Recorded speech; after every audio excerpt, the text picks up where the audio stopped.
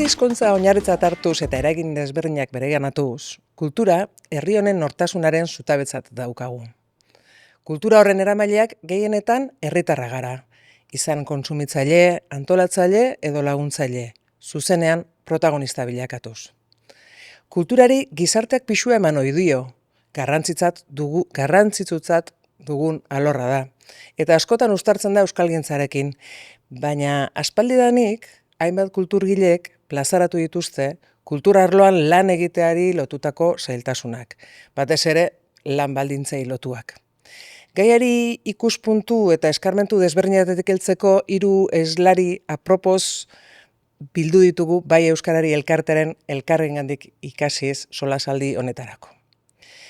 Leire Vargas Nieto sorkuntzan aritzen da, literaturan batez ere. Baina baita disiplina arteko lurralde horretan ere, bertsoarekin eta oskotasunarekin loturan. Gaur egun esaterako, poesia eta musika elektronikoa uztartzen dituen emanaldiak egiten ari da, eta gainera, itzultzailea ere bada. Ongi etorri Leire. Eskerrik asko. Irene Larraza Aizpurua, aurretik ere kulturgintza arloan aritua da, eta gaur egun Etxepare Euskal Institutuko zuzendari nagusia da. Etxepare Institutuak euskara eta euskal sorkuntza garaikidearen presentzia eta ikusgarritasuna bultatzea du bere helburuetako bat, eta baita nazioarteko lankidetza sustatzea ere. Ongi etorri Irene. Eskerrik asko. Eta Gotzon Barandiaran Arteaga, euskararen eta bere kulturgintzaren langile autonomo eta militantea da. Eta hainbat aldetatik heldu die lan horiei, idazle eta kultura eragile bezala. Lanarteako kidea da eta hotzeneatik Jalgi Kultur Transmisiorako taldeko partaidea ere bada. Ongi etorri Gotzon. Eskerrik asko. Eta lehenengo galdera hasi nahi nun txikitasunaretik.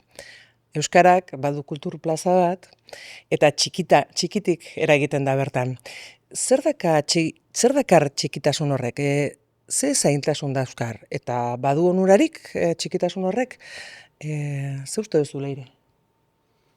Nik ikusten dut pixka bat aldebiko ezpata moduan, ukaezina da prekaritateari lotzen zaiola txikitasun hori, baina egia da, eman dezakela hasiera batean, euskala bere alde positiboak ere, eta are gauza batzuk erraz ditzake ez, esan nahi dut, hain da txikia gure sistema non, nolabait errazagoa den seguruenik sistema handiagoetan baino, eragin gaitasuna lortzea, ez? Zerbait egiten duzu eta izan daiteke kualitatiboki oso baliotsua, kristoren baliabideak izan gabe edo horrelako ezer, ez? Nik uste hori dagoela alde batetik eta gero bestetik, azkenean hain dagoela lotuta euskal kultur zaletasuna militantziari, ez? Normalean kulturzaleak diren pertsonak badira kontzientzia bat daukatenak, ez? Ez dut esan nahi pertsona euskaldun orok ideologia jakin batean kokatzen duela bere burua, naiz eta horren barruan aniztasuna egon, ze uste dut pixka bat engainotsua dela geure buruari hori sinetxaraztea, baina bai euskal kultur ekimenetara doan jendea orokorrean bai esango nuke, badela kontzientzia bat daukana, kenduta egiten diren, eta orain agian gehiago diren gertakari masibo horiek, baina salbuespenezkoak direnak, ez? Uste dut egunerokoan euskal kultura kontsumitzen duen eta kontsumitzeko esfortzua egiten duena dela, pixka bat, hori, nahita hori bilatzen duena orokorrean. Eta orduan horrek eragiten duela ere nolabaiteko zoru komuna bertan kulturgintzan ari garenon artean, ez? Edo kulturgintzan ari garenon eta kontsumitzaileen artean normalean askotan solapatzen diren bi talde dira. Eta honekin esan nahi dut, agian nik euskaraz esaten dudan zerbait nori helduko zaion, badakit edo pentsatzekoa da, ez dela urrutiegi egongo nigandik ideologikoki helduko zaion jendearen zati handiena, ez? Eta kontrara, hizkuntza handi batean arituko banintz, askotariko jendeak entzungo luke baita, hori, ideologikoki oso urruti dagoen jendeak ere, horrek dauzkan alde on eta txarrekin, agian errazagoa da zerbait esatea, badakizunean entzungo dizunak, seguruenik ez duela sekulako desadostasuna erakutsiko edo behintzat, igual ezagunak egingo zaizkiola ideia horiek nolabait, eta kontrara entzungo dizuna guztiz antagonikoa izan badaiteke, igual kikildu zaitezke, baina egia da, horrek ere esan nahi duela guztiz antagonikoak diren pertsona horien gana ez garela heltzen euskaraz ari garenean, Orduan, nik uste bi alde horiek dauzkala. Gozor? Bueno, txikitasuna da neurri bat, eta orduan norberak jartzen dio neurria txikitasunari edo ongitasunari. Niri interesatzen zait txikitasuna baldin bada handiari aurre egiteko. Eta ostera iruditzen zait txikitasuna erabiltzea euskarazko kulturgintzari buruz kostatzen zaigunean Lartzabalera joatea edo Jonera joatea eta Muskizera joatea, neurri horrek ez du balio. Txikitasuna ez zait interesatzen gaur egun euskarazko kulturgintzari buruz hitz egiteko, ze euskarazko kulturgintzak beste erronka batzu ditu. Txikitasuna ez dut uste, nik behintzat ez daukat oztopo bezala edo erronka bezala, haundi egiteko gogorik ez daukat, baldin eta ez bada horizontalean. Orduan, nik gaur egun ikusten dut, eta urteak daramatzagu horretan, txikitasunak eman beharko ligukela, edo gutxi izateak eman beharko ligukela aukera bat gehiago elkartzeko, eta ez dugu egiten. Esan dut, ez dugu egiten euskarazko kulturgintzan, Euskarazko kulturgintzan guk ez daukagu egitura bat, kontseilua den bezala, ez daukagu egitura bat, non euskarazko kulturgintzari buruz proposamenak egingo ditugun, eztabaidatuko dugun, adostuko dugun, eta elkarrekin Euskal Herri osorako kultur politika bat garatuko dugun. Eta gutxi izan da, ustez, beharko luke errazago. Baina ez da, orduan, txikitasun horrek ez digu laguntzen teorikoki lagundu beharko ligukeen beste, elkartzen. Errazagoa da gutxi elkartzea, asko elkartzea baino, teorian. Gure kasuan ez da hori gertatzen. Eta uste dut hori dela daukagun gaitz handi bat. Beste gaitz handi bat da gutxi gara ustez, baina gutxiok nahiago dugu beste hizkuntza batzuetako kultura euskarazkoa baino. Eta hori datuek diote. Kulturzalea denak Euskal Herrian nahiago du espainolez, inglesez, frantsesez, bizi kultura euskaraz baino. Eta arazoa da euskaldun ona. Kontu ez da Euskal Herriko erdaldunek ez dutela ezagutzen euskara, hori ere horrela da, baina guk daukagun gaitzik handiena da euskaldunok ere ez dugula gure kulturgintza ezagutzen. Ni ari naiz beti artea dirazpidetik. Kultura bizitzeko ohitura modu bat baldin bada, hori asko zabalagoa da nik kulturgintzatik. Irudikatzen dut. Orduan, neurria, uste dut, guk egin behar dugula pausu bat, gure neurria geuk adosteko. Bestela gertatzen zaigu, adibidez musikan gertatzen ari dena gaur egun, ez? Ari gara gure musikagintzaren irakurketa bat egiten, erabat marko teoriko kolonizatzaile baten baitan. Ari gara munduan nagusi diren musikagintzan, ez? Munduan nagusi diren, esango nuke ez bakarri musikagintzan, baina orain oso nabarmena da, ez? Makro jaialdiak eta hori dana pilpilean dagoen gaia izan da, baina gaude erabat kolonizatuta, eta hitz egiten dugu gurea berez ez den hiztegi batean, inglesez hitz egiten dugu, terminologia hori erabiltzen dugu, inglesezkoa, eta hitzek atzean daukate itzala, eta daukate historia bat, eta daukate pisu bat, eta esan nahi bat, eta gu ari gara erabiltzen terminologia eta hiztegi hori euskarazko musikagintzari buruzko gogoetak eta egiteko. Orduan, hori ez da gure neurria. Nire ustez. Eta guk egin behar dugu gure neurria gure artean adostu. Irene, zu badakazu hori txikitasunari buruzko gogoetarik Bueno, nik usten dut egia dela euskal kulturgintzak eta euskeraz sortzen den kultur horrek badaukala neurri, berez dauka neurri natural bat zehatza, merkatu muga batzuk eta baditu, ez? Eta hori errealitate bada. Nik pixka batzuk hasieran sarreran aipatu duzu askotan herritarrak berak diala, hor kulturgintzaren erdian daudenak, iruditze zait, eta zuek ere iradoki dezude, azkenen oso jende gutxiren eskutan gelditzen da, sortzea, eragitea, konsumitzea, ez? Eta zentzu horretan, militantzia hori elikatzea dela importantea eta zailena, ez?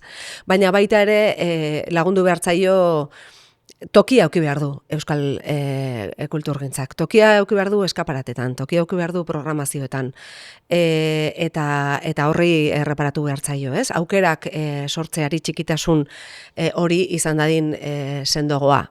Neri hori iruditzen zait. Ikusgarritasuna, claro, euskal kulturgintzaren zelai jokoan ez dago bakarrik gaztelaniazko kultura eta badago mainstream handi hori, ez dala bakarrik kulturati datorrena, badator futboletik, dator algoritmoetatik, dator pintxopotetik, orduan, hori elikatzea eta sendotzea eta guaia izan dadin gaztentzako baita ere euskeraz kontsumitzea, ez?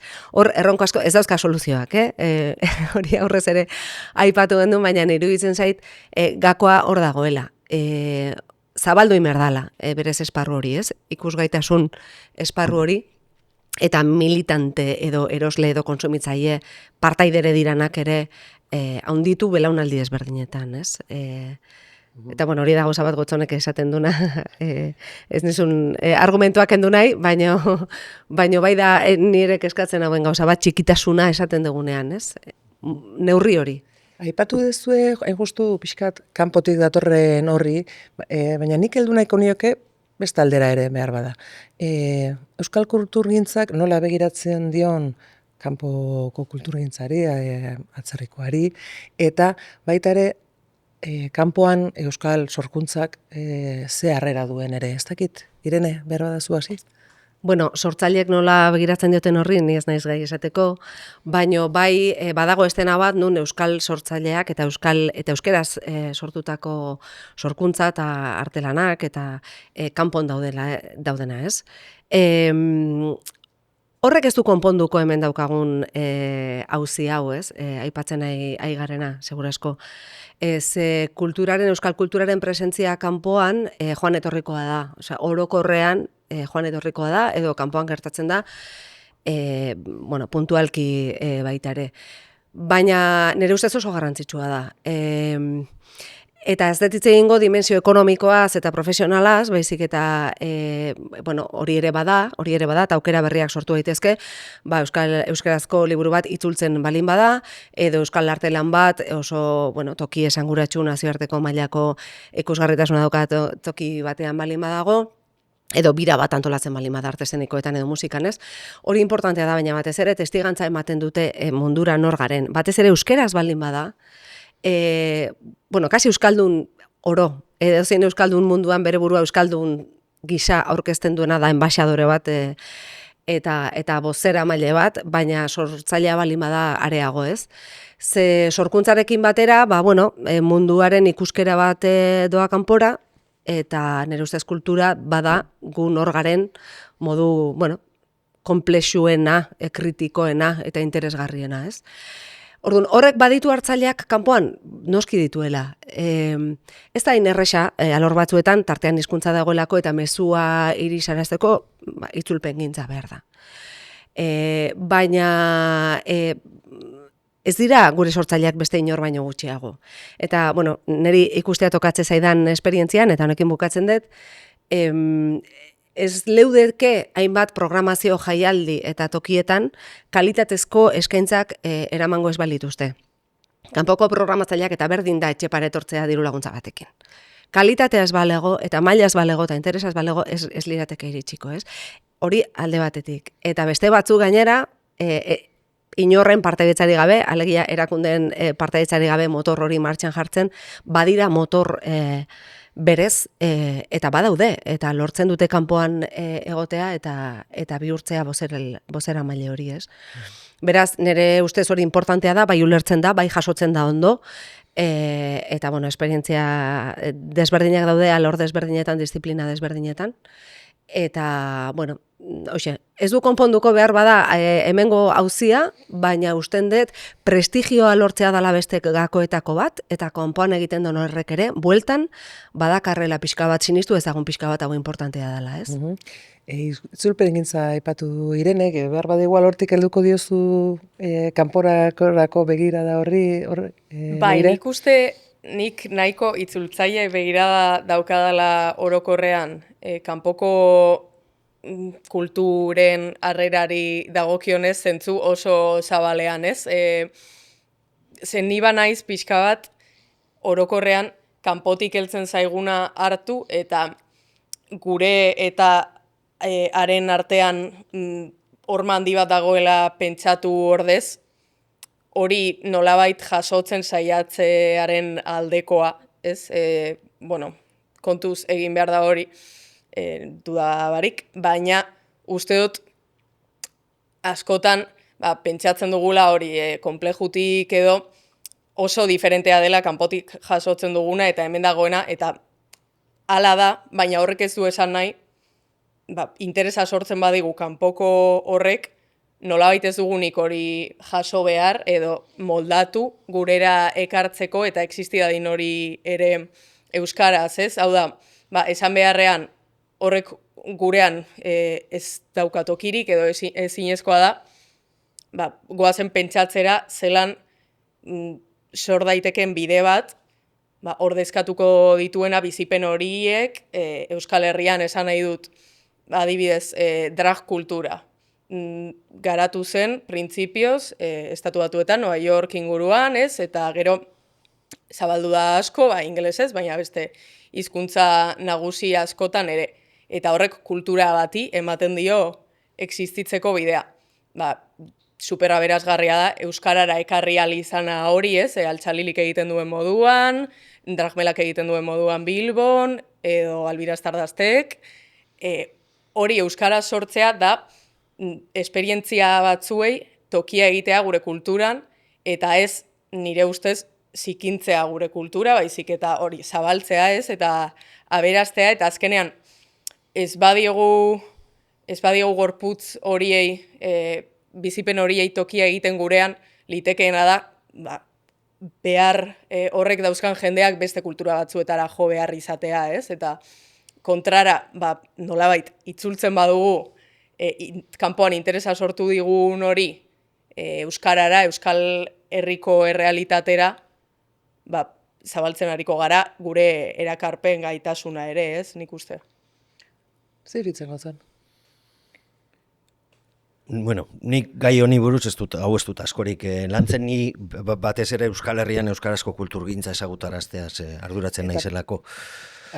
Iruditzen zaidana da eta pena pixka bat ematen dit, igual ez pixka bat, asko homologazioa kanpoan jaso behar izatea, esaterako antzerkian, Max sariak, zinemagintzan Goya sariak, euskaraz sortzen duten askorentzako hori izatea homologazio gorena, horrek pena handia ematen dit, uste dut utzune handia dela hori, gabezia handia erakusten duela, konplejo handia erakusten du, eta horri erantzuteko beste zerbait pentsatu beharko genukela, iruditzen zait gure sortzaileentzat Espainiak edo Frantziak emandako sari bat ez izateko saririk eta gorengoa homologazioaren aldetik. Eta gero bestetik, ni eraban ados nago Irenerekin eta hurbileko esperientziak ere eduki ditu, kalitatezko gauzak, kalitatea zer den ere, baina behintzat guk badugu kanpoan ondo hartuko den hainbat sorkuntza lan, uste dut adierazpide guztietan. Eta uste dut gure historian 20. mendean ere gertatu izan dela hori, etortze zaite ere zoinka bat, adibidez, baina edo bienalera joan zinean, Veneziara lehen aldiz. Arlo horretan ez dut uste, nik ez dut ikusten gu beste inor baino gutxiago garenik, Irenek esan duen bezala, nik kanpoko kulturgintzatik ere hartzen dut, sabor pila bat dago, leku guztietan bezala. ez? Eta gurean jenteak oso nire gusturako oso kalidade handiko gauzak egite ditu eta ekarpen handiak egiten ari gara. Eta esango nuke Euskal Herrian ekarpenik interesantenak euskeraz egiten ditugula. Hain zuzen, ekosistema hori, non euskara eta kultura eskontzen dian, galdetu nahi nizuen nola ikusten dezuen osasunez. Irene, ez dakit. Bueno, gaur egungo kezka handia da, ez? Euskararen ezagutza eta euskararen erabilera ez datozela bat, eta areago euskerazko kulturaren kontsumoa edo hartzaile gisa bizitzea, ez? Orduan, uste dut horre erronka handi bat daukagula, eta erronka horri modu sistematikoan erreparatu beharko geniokela, ezin zaio jendeari banaka hori leporatu, dela gauza bat, bueno, alde guztietatik heldu hartzaiola gaiari, ez? Hezkuntzatik, aixian euskararen presentzia lanean, familietan, gu geu ardura handia daukagu, baina, bueno, pentsatzen dut beharrezkoa dirala eta hor, bueno, jarri behar dela fokoa, ez? Hori dana koordinatzen, eta batez ere, iruditzen zait, kultur sortzaileei askotan eskatu zaiela baita ere, nolabait militante izatea baita ere, ez? Eta iruditzen zait, beraien gandik ere, bueno, baldintzak eman martzaizkie hori modu, eroen lana, modu duinean egiteko, baina ulertu behar dugu gizarte bezala baita ere, modu duinean egin behar dutela. Askotan, esan ikusten dut militantzia beste aldean jarri behar dela, herritarren aldean, ez? Eta erronka dela, bueno, hoxe, tokia eukidezan euskal kultur gintzak, oroar, merkatu hitza behin da berriro, etzai gustatzen, hitz hori, baina tokia eskaini behartzaio. Eta horretarako, bueno, programatzaileek nere iritziz, ez dutena egin, bueno, programatzaileek edo oroar ez genuke ulertu beharko euskarazko kulturgintza, hoxe, sarrera salmenten eta liburu salmenten eta parametrotan neurtzen den gauza bat bezala, nik uste beste parametro bat behar dula. Eta gakoa hortan datzala. Hortik abiatu beharko litzatekela, ez? Ze behar du, hoxe, elemento proaktibo bat eta defentsa bat eta diferentziala, desberdina eta hori elikatuko duena. Gotzon? Bueno, osasunez ez dago ondo, gu gaude larrialdi linguistiko batean, inork ukatzen ez baldin badu, datuek behintzat hori esaten dute. Orduan, euskara larrialdian baldin badago, euskarazko kulturgintza larrialdian dago, euskarazko hezkuntza larrialdian dago, daukagu larrialdi sozial bat, euskaldunon hizkuntza eskubideak ez direlako errespetatzen, daukagu larrialdi nazional bat. Eta hori dena lotua, nik behintzat uste dut hori dena lotua dagoela. Orduan, euskara biziberritzen ez den bitartean, euskarazko kulturgintzaren osasuna ez da ona izango. Erabat lotua daudelako eta ezin direlako bereizi, baina ez hemen, munduko inon ez da bereizten hizkuntza bat bere kulturgintzatik. Guk urtea dira esaten dugula, gure ustez erronka nagusiena dela kultursaleak sortzea, ez daukagulako kultursale nahikorik, saleak pasiboak izango direnak, sale aktiboak izango direnak, sortzaile bihurtuko direnak, izan amateur, izan profesional, ze profesionalak euskeraz gutxiengoa izango dira, gehienak amaterrak izango gara, antolatzaileak, egongo direnak erakunde publikoetan lanean, egongo direnak herri mugimenduetan, profesionalki arituko direnak, antolaketan, ekoizpenean, behar ditugu kazetari bihurtuko direnak, ze gero eta gutxiago dago, kultur kasetaritza gainberan dago aspaldian, eta hezitzaileak izango direnak, hezkuntza arautuan, hezkuntza araututik kanpo, etxe giroan. Eta hori da ekosistema bat, eta ekosistema horrek elkar elikatzen du etengabe gure irakurketaren arabera, ez da? Salek, sortzaileek, antolatzaileek, hedabide kazetariek eta hezitzaileek osatzen dugu ekosistema hori. Eta ekosistema hori elkarrelikatzen dugun bezala, bat gaixori baldin badago ekosistema guztian dauka eragina. Eta hasikeratik dago gaixotasun bat, da hizkuntzaren egoera. Orduan, hori egiten baldin badugu berri irakurketa hori gaur egunera ekarrita, jakinda larrialdi linguistiko bete-betean gaudela, iruditzen zait euskarazko kulturgintzako eragile guztiok, euskalgintzakoa kulturgintzan aritzen ez direnak ere, eta oroar euskal herritarrok eskarela orain egiten, nahikoa egiten ari, edo behintzat ez ditugu alarmak piztu, egoera honen aurrean, eta egoera oso larria da. Eta nik uste dut dena daukagula irabazteko, baina egoera oso larria da. Orduan, euskarazko kulturintzaren egoera hizkuntzarena bezala, larria. Diagnostiko horrekin bat egiten duzu, Leire? Bai, bueno, nik askoz gutxiago landu dut gai hau zeuek baino, baina uste dut ez dela behar kriston ikerketa egitea ere hau horrela dela hautemateko, ez? Hasita, gutako askoren kasu esperientzialetatik, non egunero, eta momentu jakin batzuetan gehiago, baina autu bat egin behar dugun beti eta autu militante bat da, ez? Euskaraz bizitzeko eta euskaraz sortzeko, nik uste pixka bat berreskuratuta Ireneklen aipatu duena, heldu beharko genukeela puntu batera, nahiz eta horrek ere bere arriskuak izan, edo gutako batzuoi bestelako deserosotasunak sor diezazkigukeen, heldu puntu batera non hori, ez duan izan behar autu militante bat euskaraz kontsumitzeak eskaintza badagoelako eta asko zabalagoa delako eta erakartzen duelako bestelako jendea, ez?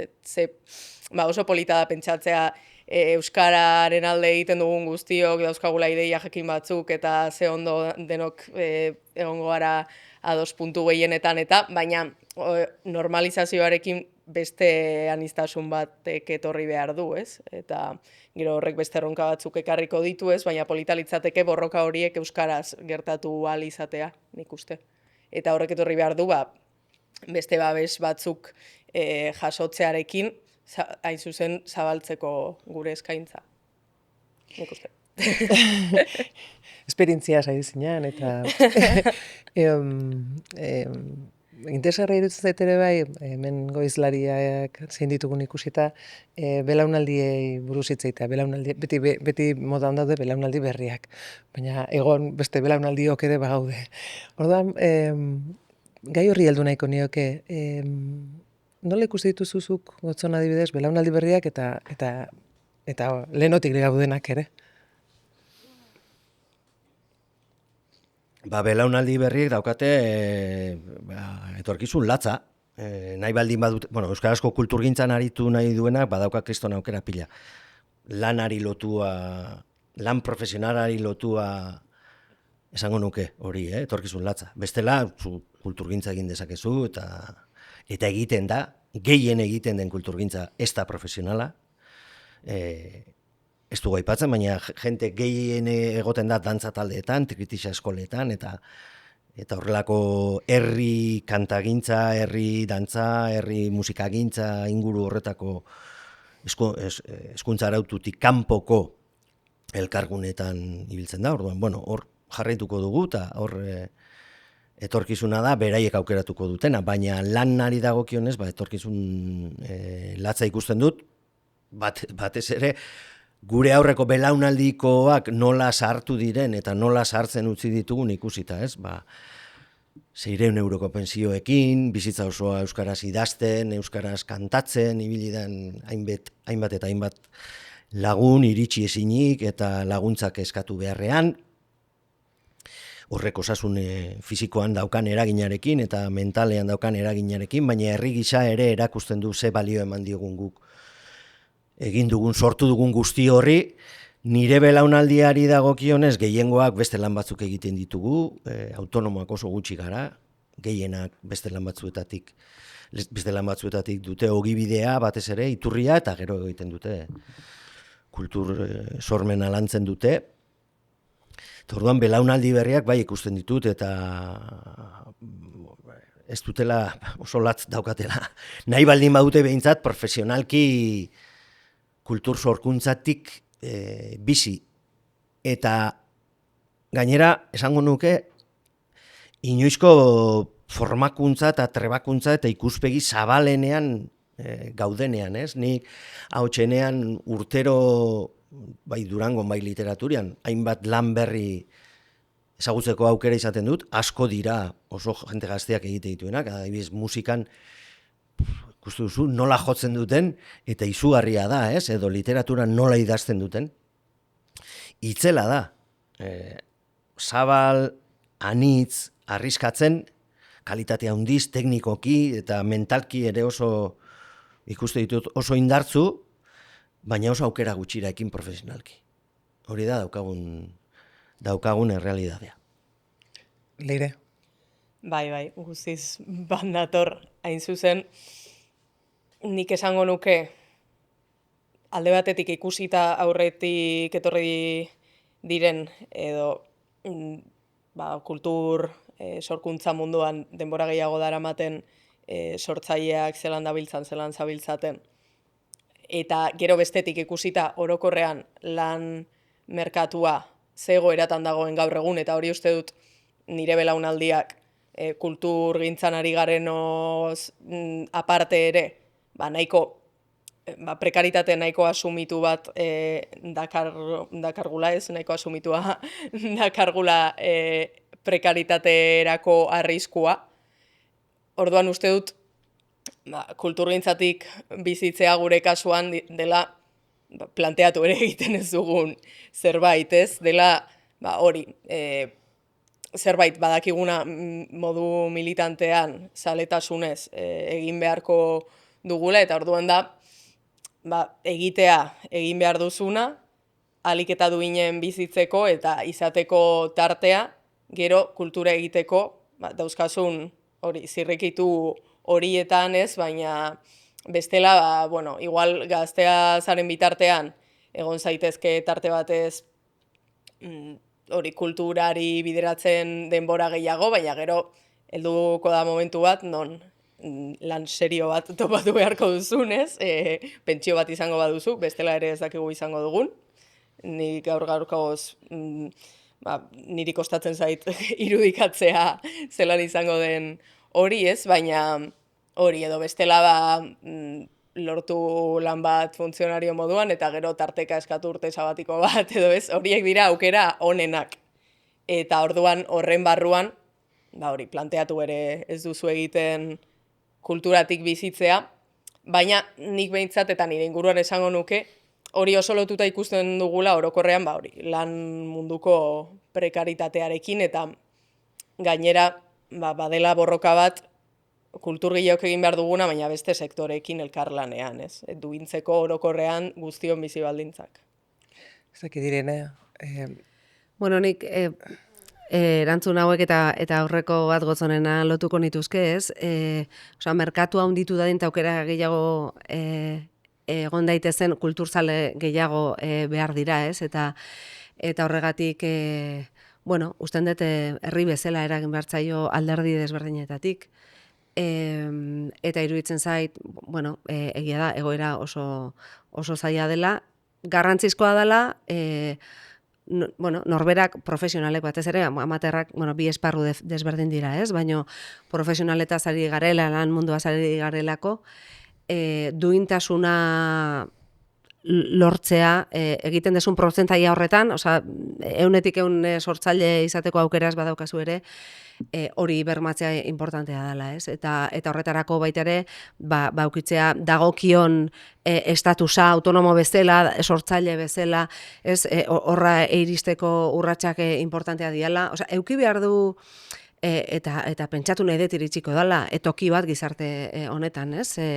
Nun eta badagon toki bat definituta dagon eta araututa dagon, eta aukera ematen duen, azkenen esparru profesional gisa baita ere garatzeko. Eta bitartean, euskaldunak eta euskal hartzaileak, euskal kulturan hartzaileak handitu behar dira, horre danon lana iruditzen zait, ez? Hortan jartzea fokoa. Eta eskaparateak eman martzezkio, tokia eman martzaio. Erakusleiotan, komunikabidetan, programazioetan, bestela ezinezkoa izango eta saretan, ez? Bukatzen hasiko dea, baina eta pixkat realidadea ezagutu ondoren erronkai buruz eta etorkizunari buruz galdetu nahi nizuen. Eta hortan, indargunerik badaukagun ere. Egozun, zindia Euskal Kulturgintzaren erronkak, Niretzako indargune miragarria dauka euskarazko kulturgintzak, ze sormen lanek hizkuntzaren gaitasunean eragiten dute, atxikimendu afektiboan eragiten dute, komunidadeak trinkotzen laguntzen dute, personaren garapenean ezinbestekoa da, zuk beti egunero une oro daukazu sentimentu edo pentsamentua adierazteko beharra eta partekatzeko beharra. Eta euskarazko kultur sormenak eta kulturgintza dauka gaitasun miragarria, ze biak indartzen ditu. Kultur sormenaren bitartez, sormenak gaitasunean eragiten du, hizkuntza trebesian eragiten du, eta atxikimentu afektiboan ere. Eta ematen dio persona bati sentimentua eta pentsamentua adierazteko gaitasuna. Orduan, nire ustez orain daukagun erronka nagusiena da, ohartzea horrek daukan potentzialidadearekin. Euskarazko kulturgintzak dauka potentzialidadea. Hizkuntzaren biziberritzean esese, komunidadearen trinkotzean, herrigintzan, eta adibidez, Leirek aipatzen duen bezala, beste borroka batzuekin batera, beste gizarte bat amesteko eta gauzatzeko. Orduan, nire oraintxe bertan erronka nagusi uste dut, izango litzatekela, ohartarazte alik eta herritar gehien ze potentzialidade daukan euskarazko kulturgintzak. baiezkoa dio, Leirek baiezkoa. Bai, nik uste guztiz dela subalternitatea gure indarguneetako bat, ez? Naiz eta gero hori zapalkuntzarekin ere lotuta egon, ikusi behar dugu hori, aukera moduan gauzak beste era batera egiteko, ez? Bada predisposizio bat birpentsatzeko guztia. Eta horrek emango digu aukera, ez? Eman behar liguke beste nonbait heltzeko, non esparru guztietan egiten ditugun gauzak bestela, eta hobeto, espero.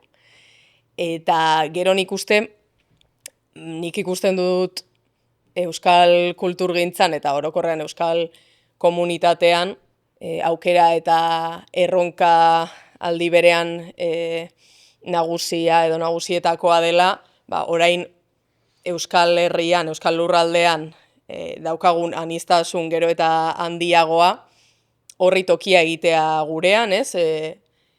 Erakartzea euskal komunitatera, erakartzea eta baliabideak egon daitezen jende askotarikoa hurbil dadin gurera, gure parte izan dadin, ez? Eta hor noski, hezkuntzak kristonlekoa dauka.